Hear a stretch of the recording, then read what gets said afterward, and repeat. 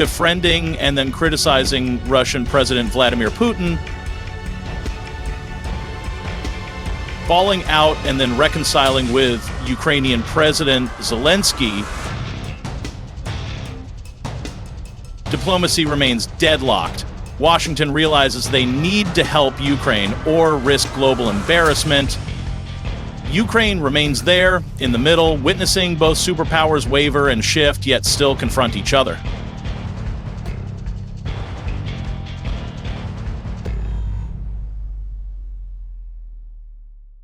On July 8th, U.S. President Donald Trump expressed his dissatisfaction with Russian President Vladimir Putin and stated that he is considering additional sanctions against Moscow, clearly showing his frustration with the rising death toll in the Ukraine war.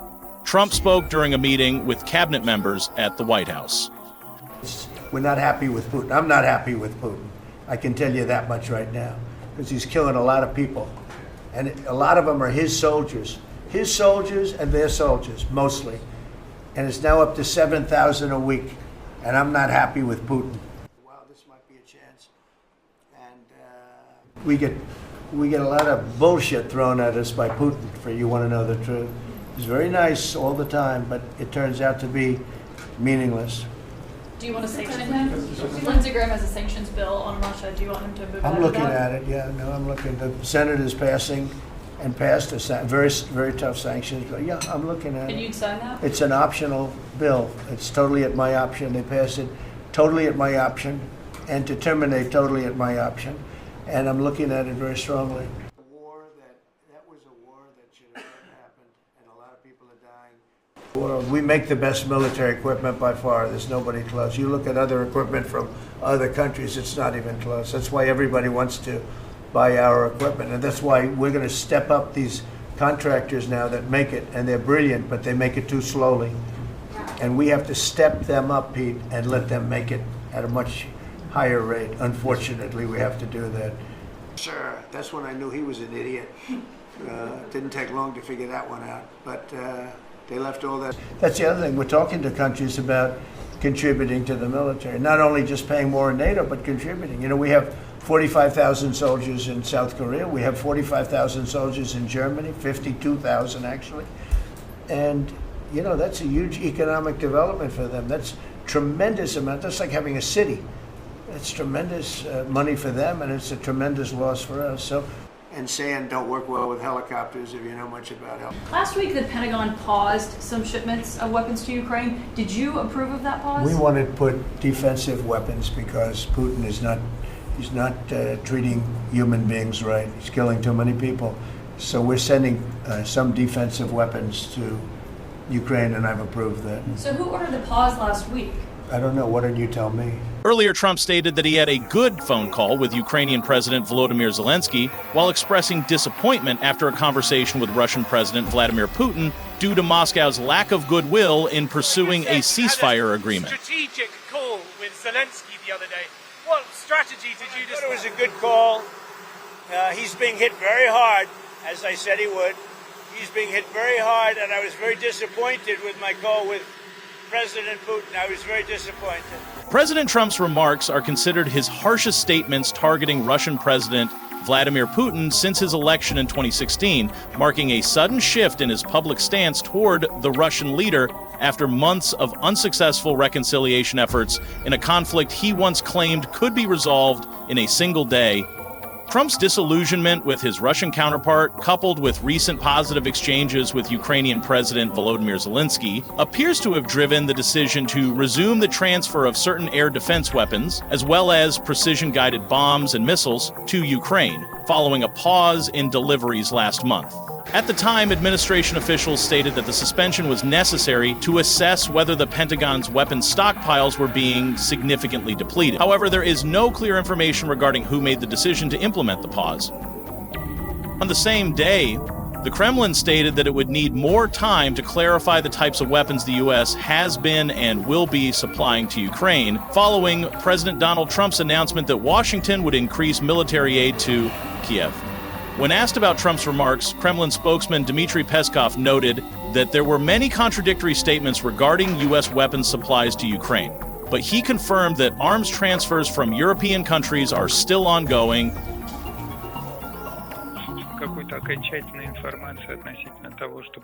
To be precise, there hasn't been any definitive information confirming that weaponry deliveries have been completed and halted. There have been many contradictory statements on this matter. Well, it's obvious the deliveries are continuing. That much is clear to us. It's equally obvious that the Europeans are actively pumping weaponry to Ukraine. And it's perfectly clear that these actions hardly align with attempts to facilitate peaceful resolution.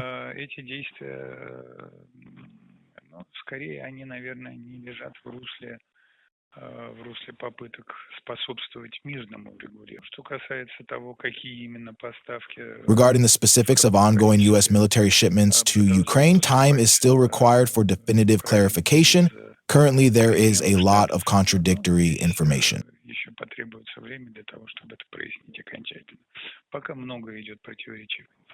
Currently, Russia holds the advantage on multiple fronts and controls nearly 1/5 of Ukraine's territory, including the Crimean Peninsula, the entirety of Luhansk Oblast, large parts of 3 other regions, and small portions of 3 additional areas.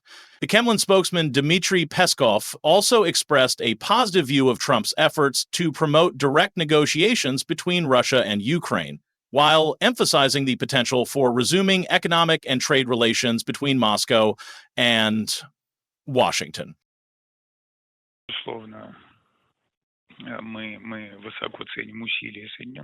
We certainly highly value the efforts of the U.S. and personally President Trump and his team in initiating direct negotiations between Russia and Ukraine. Of course, we believe there is very high potential between our countries to reboot trade and economic relations and launch numerous joint projects.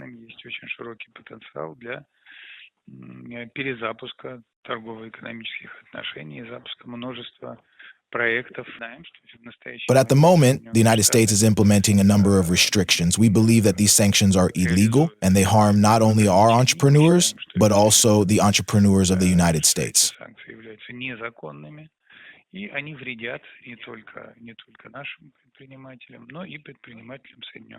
On the evening of July 8th, Ukrainian President Volodymyr Zelensky stated that he had instructed the Minister of Defense and the Commander-in-Chief of the Armed Forces to intensify communication with the U.S. side to ensure urgent military aid deliveries, particularly air defense systems.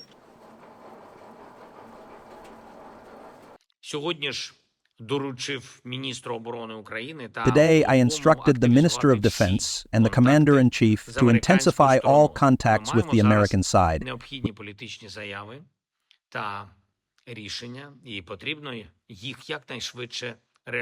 We currently have the necessary political statements and decisions, and we must implement them as quickly as possible to protect our people and positions. This primarily concerns air defense, as well as all other elements of supply from the U.S. These are critical deliveries that mean saving lives and protecting Ukrainian cities and villages. I expect results from these contacts very soon, and this week we are preparing formats for meetings of our military and political teams.